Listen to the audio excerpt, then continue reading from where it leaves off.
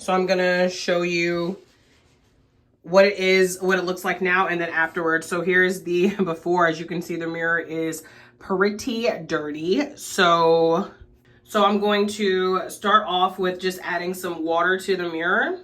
I'm just gonna do a little test spot over here. So I'm just gonna sprinkle a little bit of water there. Then let's see how it goes.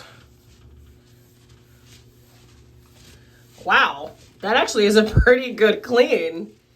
Wow, even with that little bit of water, you can see that spot is a lot cleaner than it was a second ago. That's nice. Now I am gonna go in with just a little bit of glass cleaner.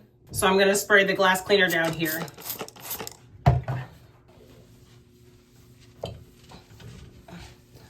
Wow, so that is definitely a nice looking clean here. So I can see maybe a tiny bit of like a mark from where I wiped, but for the most part, it looks great. I mean, you can see right here for yourself.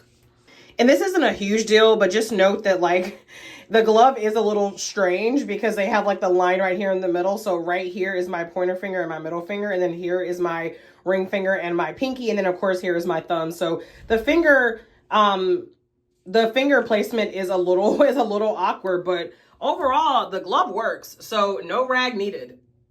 Okay, so after like a few seconds after, you can see there are still a few streak marks. I would say overall it's still pretty good. I would probably rate it like an 8 or 9 out of 10, but there are still some little marks on here. It definitely works better whenever you go down versus doing in like a circle motion.